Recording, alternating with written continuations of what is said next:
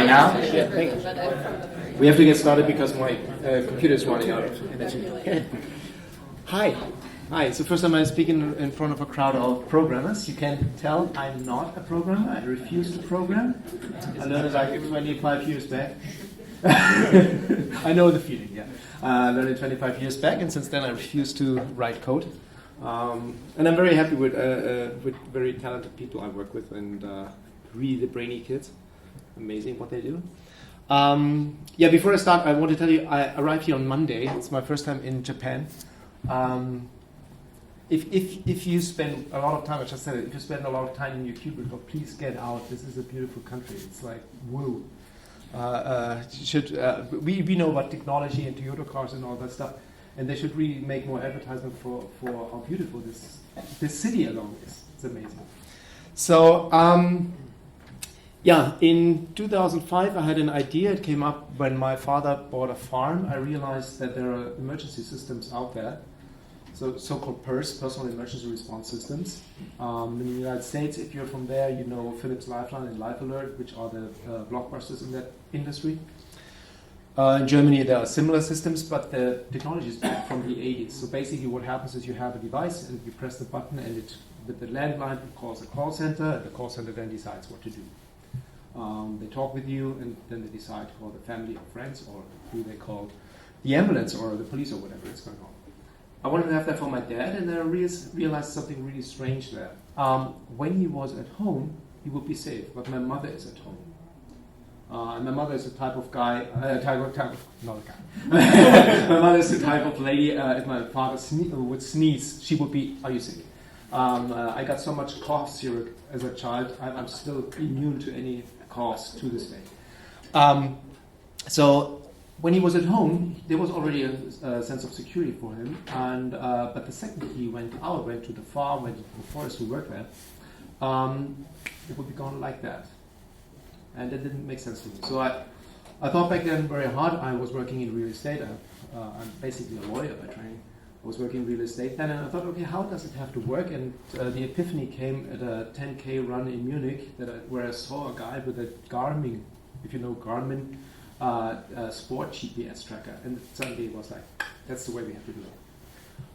Didn't know what to do with that idea, filed a patent, and was lucky in 2012, the patent office actually told me I get the patent for that, and which was something that really changed my life since then, because after the so-called 9 months refusal time, which means somebody can write something against your patent, and it was officially my patent, I started a company, and we've been programming it ever since, with a lot of back and forth. And I'm going to tell you how Apple's iOS almost killed us working with the smartphone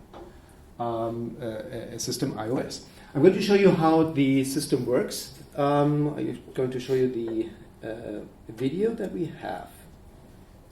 If I get it true. My dad has always been a pretty active guy. We used to be able to spend more time together, but now I don't see him as much as I would like, especially since I have my own family to look after. Now that he's retired, he has even more time to appreciate life. He's taken relaxation to the next level, spending warm summer days sitting in his favorite rocking chair, reading books he's never had time to read. Gardening has always been his favorite pastime, and now he finally has all the time in the world to make sure his grass and his roses are the envy of the neighborhood. My dad may be taking it easy, but I want him to know that I'm there in case he needs me. That's why I rely on SwiftAlarm Gold to be there for him when I can. SwiftAlarm isn't just a personal emergency response system. It also helps you build your own social emergency network. Here's how it works. Download the SwiftAlarm Gold app. It's yours free if you're one of the first 1 million people who download it. Set up your life circles and emergency contacts. These are the people who will be alerted in case of an emergency. With SwiftAlarm Gold, help is just a tap away. Once the alarm is triggered, your emergency responder will be alerted. A text message with your exact location will be sent, and your responder will be automatically called so you can get help fast. If you're at home, your neighbor or nearby friend may be the first responder. At work, your colleagues can be alerted. Now that I'm retired, I really enjoy my independence. Knowing my daughter will be alerted in an emergency is such a comfort. I wouldn't want anyone but her to come to my aid. My mom downloaded SwiftAlarm because she knows I'm always looking out for her, and I want her to be safe. She did it for my peace of mind, and I love her for it. It's quick and easy to use. Download the SwiftAlarm Gold app and enjoy a sense of security, knowing that help is always just one tap away. SwiftAlarm, because you have a friend everywhere. Okay, before you get too excited, the free 1 million giveaway, the program, we were able to end it on November 7 last year. So if you look it up now, it costs money. Sorry. Can we switch on the light again, perhaps? So the basic idea behind it is constant GPS monitoring. And a lot of you will have worked in that, so bear with me for a minute while I explain how that generally works. Basically, GPS positioning, you have it in the nav set, works like this. You have satellites, and you have a receiver, which is your smartphone in that case. And the time spent from the beam that the GPS sends out to the device that receives it is measured, the time distance. Now you do that with at least 3 satellites, then you get a pretty precise location. The more satellites you have, the better it is. There are 2 problems with that, which are both called bounce backs. Now I've seen here a building, particularly high buildings. That's something that's going to happen to you, even perhaps with your nav set in the car, when you drive in areas like Tokyo with high buildings. What happens is that usually you need a straight line. We call it the visual path between the satellite and the receiver. Now, if you're in a very in very particular situations, one of these beams might get, because it flies out anywhere, might get deflected, in particular from a high building. What does it mean? It means that the time traveled becomes longer. If that happens once, that's what you see on particularly on Android, that the circle around the position where you are becomes very wide. The circle basically is a statistical number that's I don't know the English pronunciation, variance, it's called.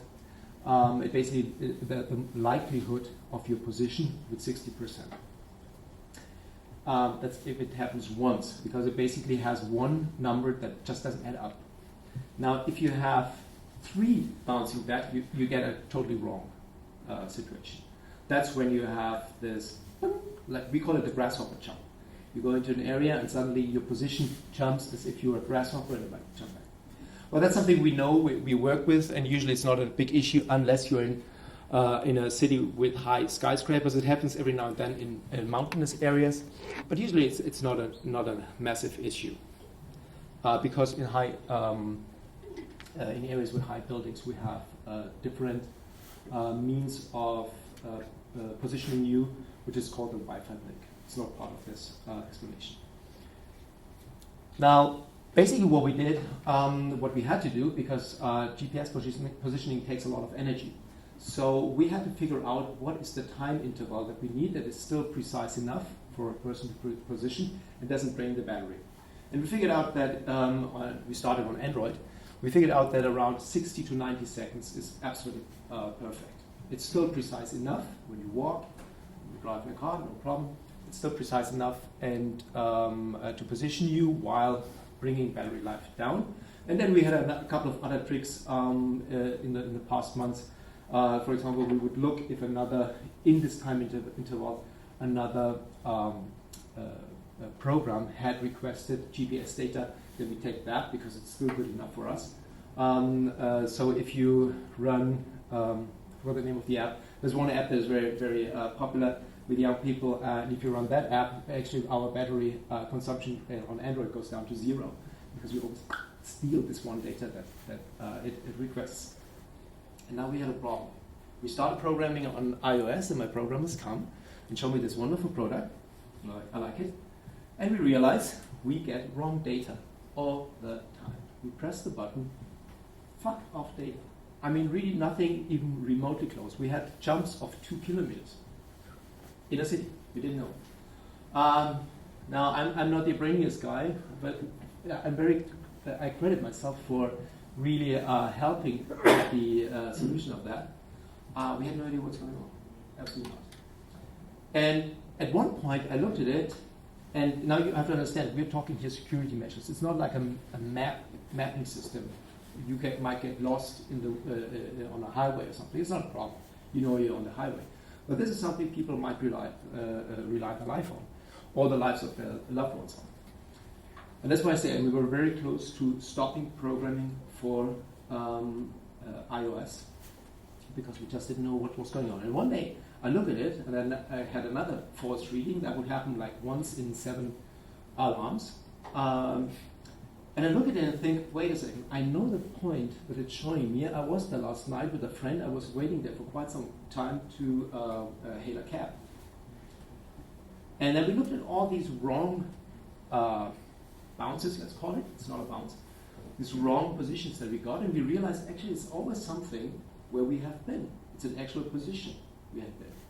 And then we realized that the iOS GPS, sorry, not the iOS, the GPS chip in Apple phones works very much like a haberdashery store. You know, these old stores, you would go in and you would ask, because that's basically what you do, we ask for GPS position. And you would have gone into one of these stores, think of a Western town, and ask, can I have a piece of ham, say, or whatever, or clothes. And the store manager remembers, hey, I still have this old ham that I never sold. Let's give him that. Why? I don't know. Why does that? We don't know. We realize that the GPS chip stores data and doesn't give it out. And it really stores it. It doesn't just forget about it. It keeps it in the back. And at one thing you can pay, can I get GPS data? And he's like, yeah, you get the old one. And tosses it to you. And you don't know. It gives it as a value. Every GPS data comes, you always get, when you request a GPS number, you always get one. But sometimes it has the figure 0 at the end. It means it's a non-valid position. It happens. It's just part of the how GPS chips work. It was not. It was a valid number 1 data. So we had to basically make a stack of GPS positions to figure out, is this now something new or is it something old? Fortunately, once we understood where the problem was, it was very easy, because there are always 2 numbers sent with the position. Number 1 is the time when you requested the position, respectively when the position is sent, and the other one is when the position is found. We looked at it and we knew that's the problem. Why the GPS chip does it, I don't know. We figured out that it's always something within the last 24 hours maximum. It seems to be like they're cleaning the interior of the GPS chip every now and then. Now, as I said, if you have a mapping system and you want to drive along a highway, it's not a problem, because you have a jump and you jump back, and 1 second later you continue. But if you happen to be so unlucky to get that position at the wrong time, and a first responder thinks you are there, he goes to the wrong position. That might kill you. Because in emergency situations, time is of the essence. I keep telling my programmers and the people who work with us, we're not in the business of saving lives. People save lives. We're in the business of shortening times. We want to shorten the time from the emergency to the beginning of the rescue situation. So that was the one thing. We found it out. It threw us back by about 2 months. Another problem we had and we couldn't solve was that iOS does not allow a program to send out a text message, which is something we require. So in iOS, you have to press twice. You have to press the alarm, then it prepares the text message. Then you have to press send again, which was eventually a very good thing, because it basically drove us to a path that we had never gone, and we realized, okay, let's rethink how can we solve that problem. I'm not going to tell you how we solved it, because that's actually version 2017 that we work on. Our current version, the SwiftAlarm Gold version, is ready. It's up on you can buy it. But the version that we work on was actually started when we realize there's an issue that we have that we don't like. The issue is not so much when you use it yourself, because you can train yourself, press the alarm and press send. Again, the issue comes the second you attach, what we do a lot, when you attach a sensor to it. The sensor triggers the alarm. Now you're perhaps not even close to the smartphone, so it prepares everything and then it stops because it cannot get the information out. What else do you want to? Yeah, just to give you an idea.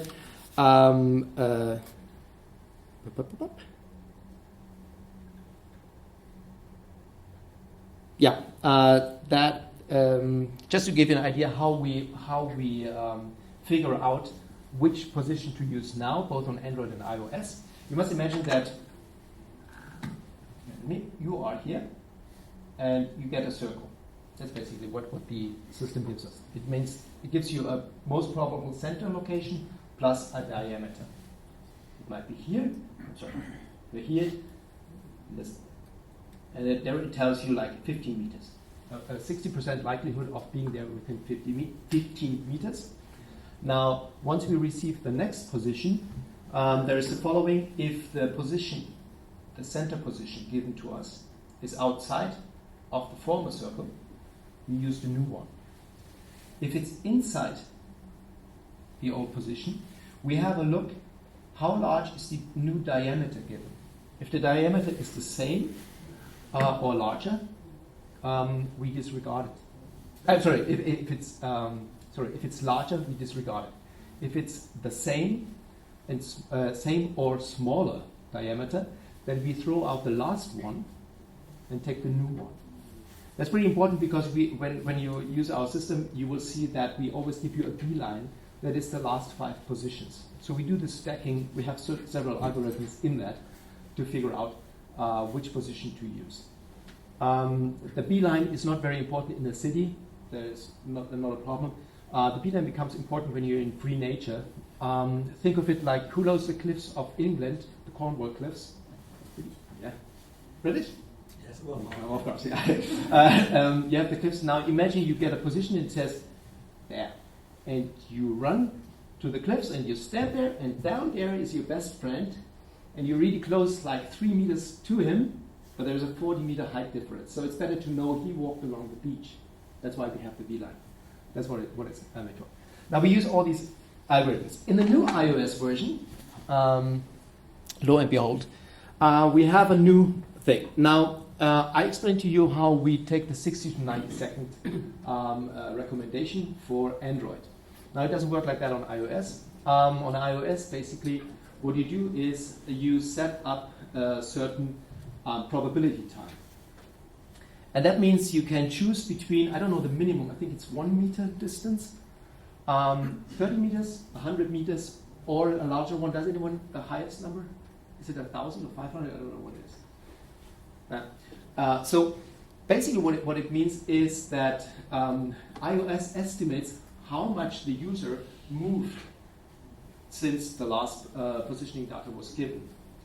And we have set it to 30 meters, which is more than we actually need. We usually say something like 50 meters is perfect, but you cannot choose that. So we set it to 30 meters, or we give the user the choice to set it to 100 meters at risk. We think that's a little bit too much, 100 meters. And basically, once these 30 meters have been, the user has moved 30 meters, a new position is given automatically. That is in theory. Unfortunately, it doesn't work like that in reality. We still need some MIT-trained guys to figure out how it really works, because we get positions that are much closer, we get positions that are much farther away, we just don't know. It's not a big issue, fortunately, because we're getting closer to the 50-meter mark, so we are still absolutely fine.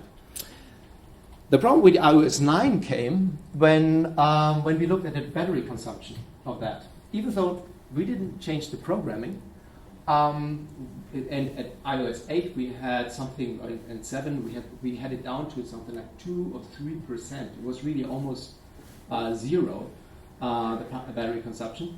We looked at it again, and suddenly it showed 23% of battery consumption. We were like, What happened here? We still haven't figured out what it is. There are two things we know. Number one is battery drainage in general in iOS 9 is less than anything we had on iOS 8. So it's not a big issue. It is more like a cosmetic issue. People call us and say, it's draining my battery. No, it's not, because the battery life is actually larger to this day. For some reason, we think that the algorithm to calculate the battery life is wrong. There's something wrong in it, or it estimates battery life rather than really calculates it. Because we had a couple of very sophisticated tests to test out what is the energy consumption really in iOS 9, and we figured out it's exactly the same as in iOS 8. Just it's a 10-fold difference in the reading. We don't know. It's as we know that the drainage is really low. It's not a lot we worry about. If somebody has it, please feel free to contact me. Somebody knows where the problem is, so we can explain it to our customers better than we can at the moment. Yeah, and that's it. I'm not a technician, so if you come with really sophisticated technical questions, I have no idea, but I'm really very glad to put you in contact with the guys who really know in my company. Thanks for having me. Thank you very much.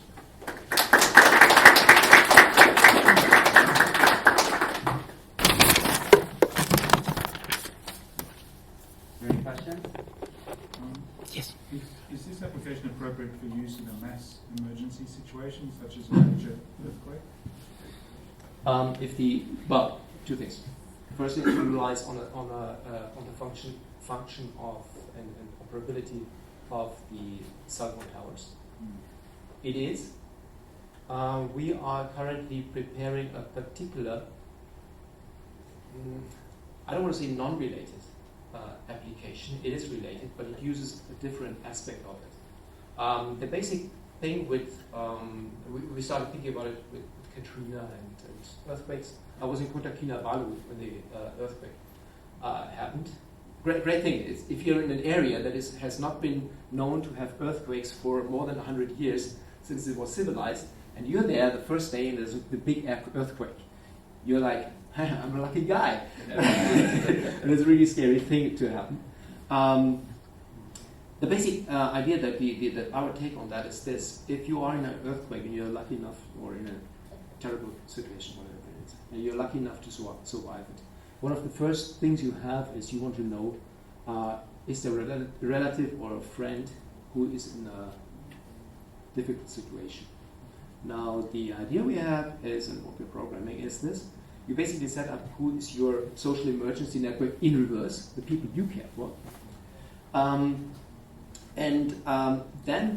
And you take the smartphone names of that, and you can type in, let me know who moved his smartphone after, let's say, 2:30 p.m. on that day, which is the earthquake day, the earthquake time, for example.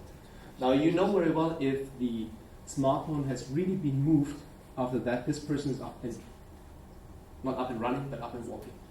At least. And it basically filters all of them out and leaves the persons who have not moved. Now you can call them first, perhaps they're on vacation somewhere, so it's fine again.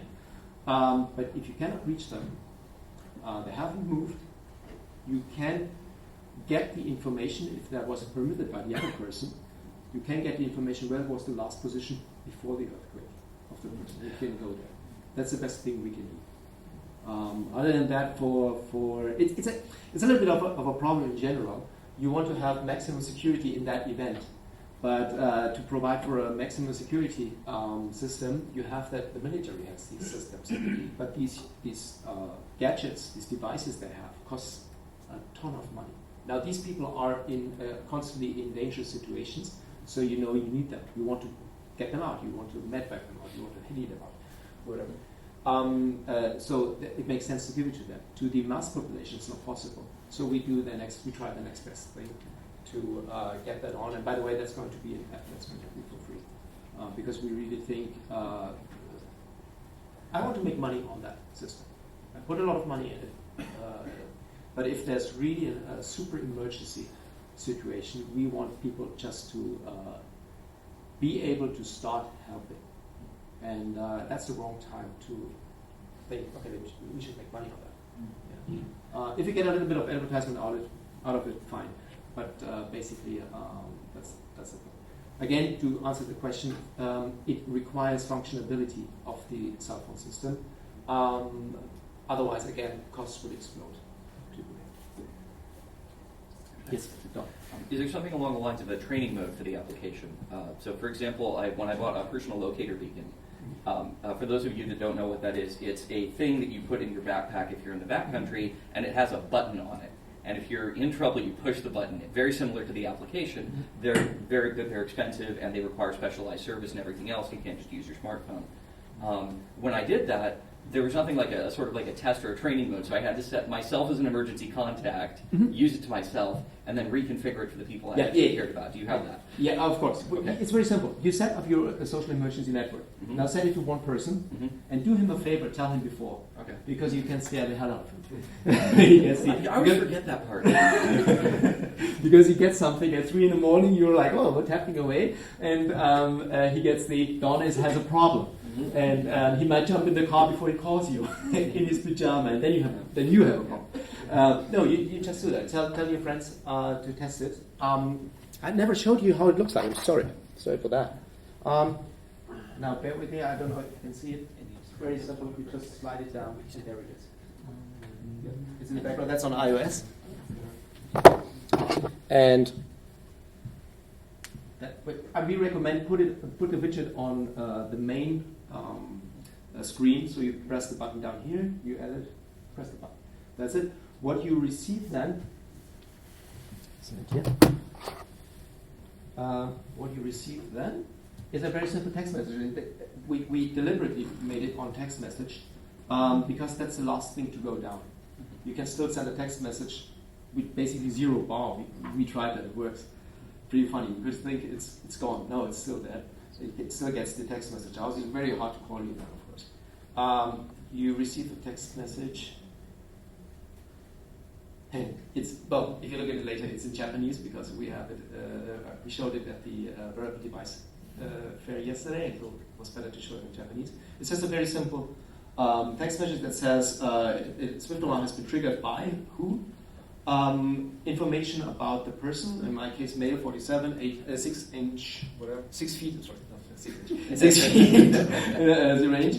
No known allergies, which might be important to know for ambulances. People die in ambulances because the ambulance people don't know they need insulin. And they just die away. And there's a small blue link. You press the link. Now you need internet. He needs internet. And I don't have. No, we have internet. And it brings you to this map on our server. You slide up the bottom line. You have here calculate route. It hands it over to Google Maps or to Apple Maps. And it shows you how to get there, which doesn't make sense here because I'm there. And the other thing it does, it makes, the second you press the button, it makes 2 photos, front and back. Ugly as ever, it's me. Front and back. Why? It tells you a lot about the matter of the incident. Actually, thanks to who are the guys who have seizures? What's the Epileptics. Epileptics. Yeah, we went to an epileptics conference, and they requested us to put photos on and to put video actually on. And we're going to put an automated video until you stop it on because they just cannot remember what happened. And even though it's pretty funny, they can trigger the alarm because they usually have like 30 seconds before they have the seizure, but they have like a backwards memory loss. They cannot remember like the last couple of minutes, so it's important for them to know. And the video is important for them, which we're going to embed in a later version. The video is important for them. They start actually what we would call sleepwalking. And there was this one guy who said he always would bruise his ankle, and at one point actually broke his leg. And he didn't know why until he realized, there was a friend with him, he realized there were 2 steps in his apartment. And he would just walk over them, fall, get up again, and with the broken leg walk on. Which is horrible. So it would have been very easy. So this gives you the information about what is the matter of the incident. Like this friendly guy here with his fists up, that's an attack. It means I need to send the police. Don't send the ambulance in, because then they're in trouble. If the other typical photo is the ceiling. You see the ceiling. It means man down. He has the smartphone like that, presses the button, takes a photo of the ceiling. That's a typical medical alert. You go there yourself, depending on where you are, or you send the ambulance. You have all the information to do that. Okay. So that's the training mode. Yeah. Yes, please. Sounds like a great app. Could you talk a little bit more about the process of development, how big the team was, how long it took? Yeah. Let's start first. I have 3 managers: software manager, hardware manager, and because we're developing a hardware version, which is going to be without restriction of operating systems, and a server manager.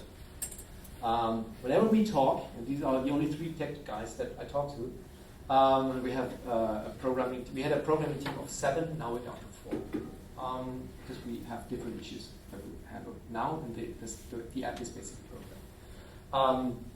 Whenever they talk and I ask a question, I always get these 3 faces looking at me like, I cannot believe you asked that. You have no idea what's going on. And the only thing I can say is, hey guys, I'm the guy who pays for everything, so you better be nice to me. I don't have to understand how it works. We started with 1 software manager, then it quickly evolved into 1 software and 1 server manager. A team of 7, reduced it to 4, and it's going to stay on the software side at 4. And we're now adding hardware development teams. We're right now undecided if we make the prototypes ourselves, if we give it to a university. There's a French university who seems to be very proficient in that, to do that. Or if we give it to a company which is associated with our hardware manager. He worked for Siemens in the aging care unit, and there's this one company that worked for a lot for Siemens in this area, so we might give it to them. But it's a little bit undecided. We're talking here a system that comes out in end of 2017.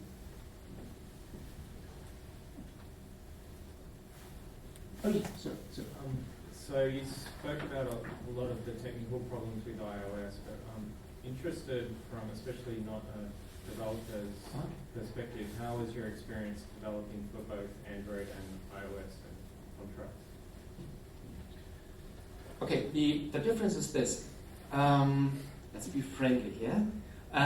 It was more fun to program on Android because these question mark issues that we never had them on Android.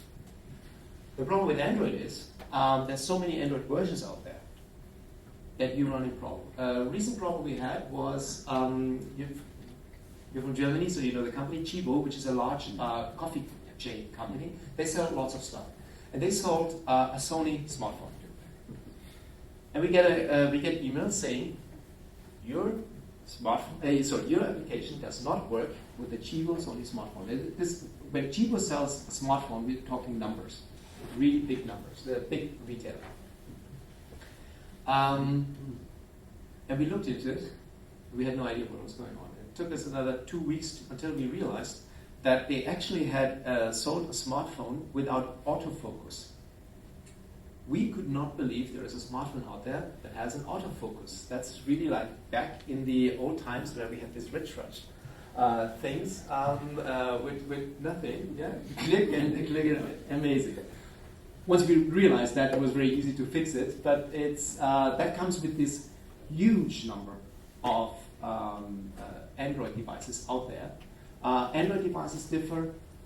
If you look at Sony, I forgot the number, I think it was Sony 4.13 version versus the Samsung 4.13. They were similar to the degree of German versus Dutch. Like you couldn't believe this is the same version. I mean, at least they should have had the courtesy to say it's 4.13 and it's 4.14, and one phone call would have saved that. It became really difficult to do that. Eventually, we figured out where the problems are. Like, at what point do the hardware companies change the code of the operating system? Once we had a list and we understood, okay, that is why they do it, that is what they do. It became much easier, and we basically navigate around these areas, try not to touch them. Still, it has become better now with Android 5. way less problems, even throughout the system. iOS, on the other side, of course, is a very fixed code. You know exactly what you work with, but then there are a lot of things that you really have to dig very deep and figure out where your problems are. And I just explained. Yeah. Was the documentation about the GPS issue so bad, or was it just hard to find, or? It was eventually pretty easy to find if you knew where to look. Okay. Yeah, but as I said, the problem with us was we thought it's a bounce back. So we looked in the wrong direction at the beginning. And still we didn't find a lot of documentation on that. Because it's really a problem that came by the way we programmed it, with this interval request, which you usually don't have. Let's say a normal app, Tinder. We looked a lot into Tinder. That was great. Tinder, because they give this very precise distances. We were like, how do they find the distances even if GPS is switched off? Very simple, they estimate it. And then they give you a very precise number, which I love. It's not approximately 5, it's 3. Mm-hmm. That's not 3, it's 5. What does the app do? Basically, you fire it up and it takes once GPS position and it just thinks you stay there until you switch it off and switch it on again. On the other hand, we have Google Maps or a mapping nav system, constantly requesting and draining the map. Now we're in the middle doing that, and there are not a lot of applications that do that. And as I said, we started ourselves with basically every second until we realized then the smartphone is down in 2 hours or something. And then we had to figure out, really trial and error, walking around, checking, okay, what is the best distance to have, and at what point does the battery drainage come to a point that is reasonable, but still our security stays reasonable, at least. That was the problem, basically. And then we found a couple of, actually, a Japanese programmer. He wrote most about it. He wrote really like a eulogy and a very long description of what is going on there. Still, he doesn't know exactly why the GPS chip does it. But that was a problem, basically. You don't know where to look. If you've ever seen this, what is the doctor's name? The guy who figures out this really weird house. Yes. Yeah. If you look at Dr. House, it's like you have to think like really quickly, like how could that be? What could it be? And I hope we never get into the situation. You have to figure out how to do it, and then where to find it, and then it's pretty easy. But it's part of it. A guy once told me if you would try golf and you would find out that you can make a hole-in-one every time you drive the bag, you would stop playing it because it would be pretty boring. So that keeps our life entertained. I think we're going to move on. Yeah, sure. Last question. Have you tried to contact the Apple support? Oh yeah. I guess we get a response by the time I retire. Well, you always get this very friendly message that says, "Yeah, we have received your request." No. I mean, for each IDP account, there they come with 2 incident tickets. You can get technical support. You can send them code, and they can review the code and help you review resolve the problem. I guess we're just too small as a company. No, everyone gets it. No.